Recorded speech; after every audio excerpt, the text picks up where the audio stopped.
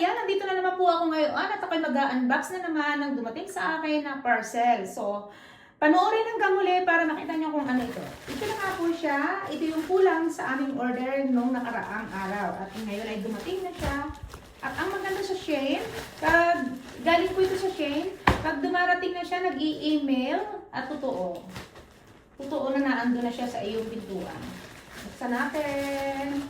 Gusto naman, akin na kutsilyo, napaka-ano naman. Okay na, hiwa-hiwa na. Buksan na lang natin. Akin na ang laman. Oh no! Honey, still not enough. No, wala pa rin yung dalawa. Siguro out of stock.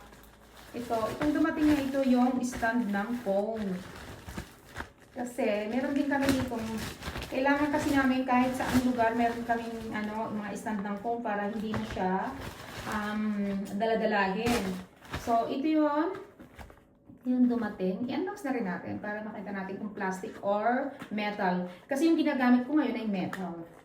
Ay. So, oh no, it's a plastic.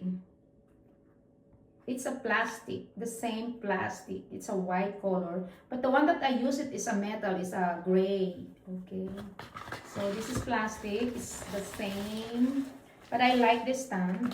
So this one is a little broke at the back. And it's the same color. Yan. Oh. Pwede mong ilagay yung phone mo dito. Ganyan. And pwede siyang medyo pahiga. Oh, di ba? Ganyan. Pero okay na kasi meron siyang rubber dito. Didikit yung phone mo, hindi siya magi-slide. So, yun lang guys. Thank you so much for watching. See you again. I'm waiting for 2 items again. Bye!